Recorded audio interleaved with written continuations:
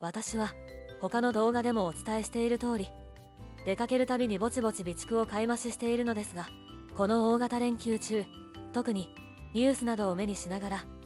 近所のお店の様子を観察して回りました。今回は売り場から見えた今の様子とこれからの状況を踏まえ、ダイソーで買ったものからいくつかをご紹介。各お店の売り場を見て思ったこと、そして新しく教えていただいた備え方を始めたので、順番にお伝えいたします。ダイソーの売り場の様子と買ったものたちのご紹介。一見普段と変わりなく見えましたが、よく見てみると在庫の量に極端にばらつきがあります。プラスチック、接着剤使う系、テープ、スポンジが品薄です。消耗品でよく売れるのに入荷が少ないのでしょう。この数年慢性的に起こっていたコンテナ滞留が加速し、輸送手段が手配できないために製造国での船積みができなかったりすることが今のところの大きな理由だと思います。今後は輸出禁止の原料が増えることが品薄要因の多くを占めるようになり、100円で高品質のものが手に入るという状況はますます遠くなるかもしれません。除菌アルコール。最近植物由来で安心と表記されているアルコールスプレーを多く見かけますが、原料はトウモロコシやサトウキビから作られるバイオエタノールだそうです。アメリカでは燃料高対策でバイオエタノールから作られるバイオガソリンの通年販売の許可を出す予定だそうで、ということは日本で流通が途切れる時期が近いと考え、新品がありますがもう一袋予備を買いました。アルカリ電解水。普段から床や机を拭くのにとても便利なので使っているアイテムの一つです。こちらは元をたどれば水なので国産材料ではありますが、消毒のためのアルコールが手に入らなくなった時の代わりとなれば、こちらも間もなく在庫がなくなるかもしれないと思い、まだ手持ちはありますが早めに買うことにしました。重曹。日頃の水回り掃除にも使いながら洗剤が手に入らなくなった時のために洗剤の代用として備蓄を増やしています。重曹はもちろん国産もありますが、多くは中国産とあります。なのでこれも豊富に並んでいる状態が間もなく終わるかもしれません。爆拌石。これは魚の水槽用のろ過剤なのですが、もし断水が長く続き水道水以外の水を使う時には、まずこれと後日活性炭なども調達して、すでに持っている水耕栽培に使っているろ過ウールも重ね、水のろ過装置を作ろうかと考えています。飲み水にする時にはここからさらにすでに持っているソーヤ網にを通せばどうにかなるかなと思うのですが、どうでしょうか。排水口ネット。もうすでに6袋ぐらい持っているのですが、原料のポリエステルやポリウレタンに物流停滞や輸入制限がかかれば貴重なものになるので、引き続き手持ちを増やし中です。ゴミを受ける以外にも野菜の虫除けや乾物作りなどいろんな用途に使えますし、先ほどの爆拌石と組み合わせて水のろ過装置の一部にもしようとも思っています。加圧式霧吹き。これはベランダ菜園の野菜たちの水やりの時に使います。ノズルの調節で広い範囲に霧を吹いたり、絞って高圧洗浄機のようにも使えたりなど、結構使い勝手がいいらしいと聞き早速買ってきました。加圧をしょっちゅうしないといけないのはちょっと面倒くさいですが、芽が出たばかりだと普通のじょうろでは水圧で負けて倒れそうになるところを、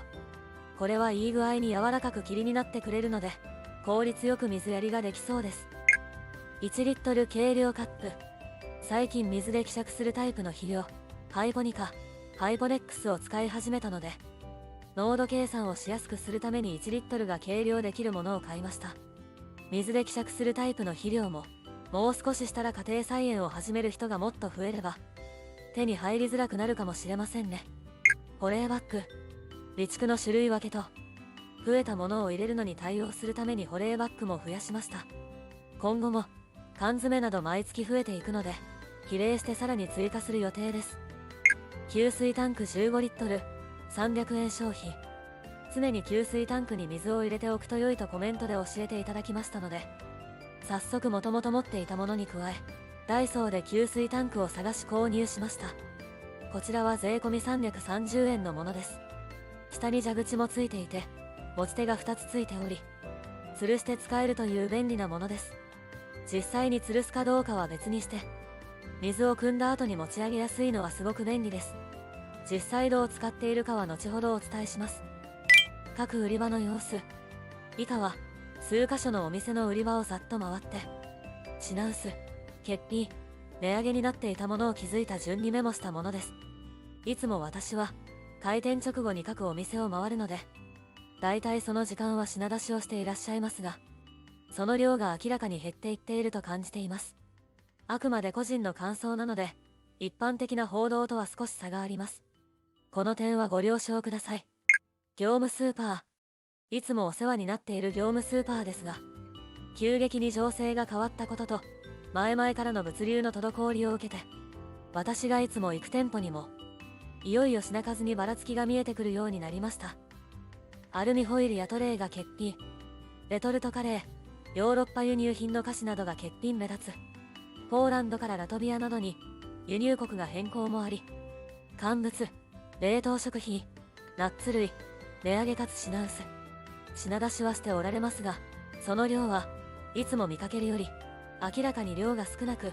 また売り場も欠品が目立ちます。業務スーパーさんは各地に自社工場や契約農場などをお持ちだと伺っているのですが、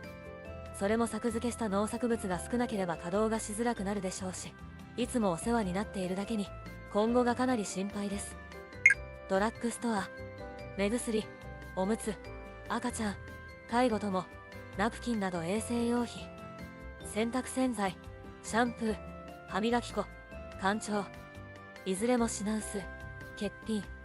赤ちゃんや介護が必要な人に必需品のおむつ、また衛生用品も女性には毎月欠かせませんから、これが買うことが難しくなるとなれば、生活の支障が大きくなる人はかなり増えるでしょう。地味なところでは、干潮も介護には必要なものです。パーム油が禁輸となりグリセリンが調達できなくなると、おそらく干潮も品薄から欠品になるのだと思います。地元スーパーその1、棚の空きが目立ち、品出しの気配がないアイテムが増えたと感じます。ペットボトル飲料、カレー、レトルト、箱友、カップラーメン、缶詰、焼き海苔、スナック菓子、洗濯洗剤、品薄、欠品。菓子パン30円ほど値上げ、国産サバ缶40円値上げ。地元スーパーその2、このスーパーは陳列がいつも美しく、物が売れればきちんと前出しして見やすいように保ってくれているのが特徴なのですが、すぐ後ろがスカスカな棚が目立ちました。カレー、牛乳、油、ドレッシング、焼肉のタレ、味噌がいずれも品薄。マヨネーズ 400g200 円台が標準価格になっていますね。